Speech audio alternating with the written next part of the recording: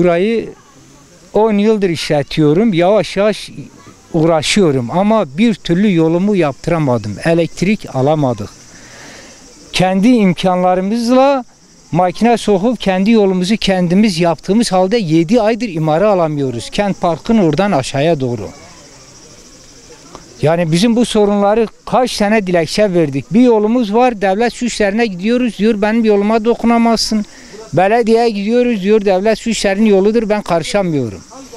Ama buraya ben gelmiyorum ki, buraya halk geliyor. Yani lüks arabalarıyla her gelen bize sitem ediyor. Belediye sitem ediyor. Niye kimse sahip yok mu, bu sahipleri yok mu bu yolların? Diyoruz var ama adamımız yok. Ben belediyeye gidiyorum, valiliğe gitmişim, nereye gitmişsem bana Feyzi verdi, belki da Cevdet Yılmaz'a söyleyin. O zaman siz niye burada oturuyorsunuz?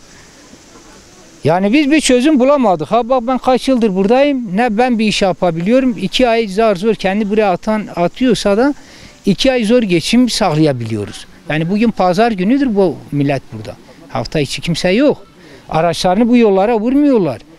Biz de ne yapacağımızı bilemiyoruz. Bir diyoruz kapatıyoruz. Bir diyoruz işte açık tutalım, hele ne olacak? Hele herhalde kapatacağız yani sonunda. Tek yerdir, böyle bir yer tek yerdir. Başka yer yok. Ha var, bahçe tarzında var.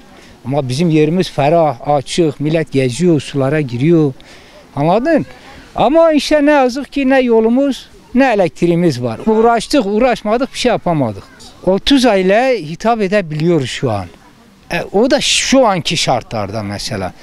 Yani yolumuz olsa, elektriğimiz olsa, belli evrakları, belli şartları yerine getirdiğimiz zaman bunları 100'e çıkarabiliriz. 100 aile kapasiteye çıkarabiliyoruz çünkü yerimiz mevcut. Yolumuzu yapsınlar. Mesela şahıslara burada 100 kamyon sökülen asfaltı dökmüşler. Gelip gösterebilirim de bizzat, isim vermek istemiyorum. Devletin tüm kurumlarının araçları orada çalıştığı halde yanı başlarında halkın yolu var. 20 tane kamyon sadece mucur gidiyor. 20 tane. Ama kimse bunu dökmüyor. Yapmıyor. Sadece belli şahıslara hizmet veriyorlar. Belediye olsun, devlet su işleri olsun, köy hizmetleri olsun, bazı iş adamları olsun. Biz bir kamyon istediğimiz zaman diyor biz yapamıyoruz ama bazılarına 100 kamyon getirip dökmüşler.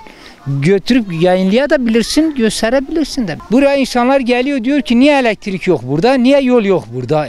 Yok ben ne yapayım yani bunların yetkileri var. Bizim işimiz ne? Dilekçe veriyoruz, müracaat ediyoruz ama yaptıramıyoruz.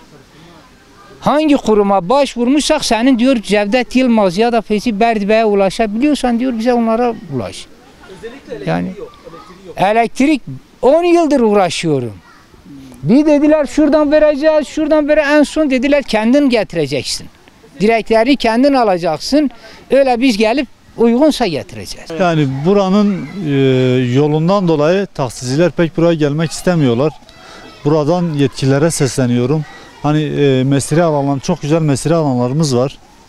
Ama nitekim yollarımız kötü olduğu için taksiciler buraya gelmek istemiyorlar. Yani tek isteğimiz yetkililerden bu yolları yapmaları.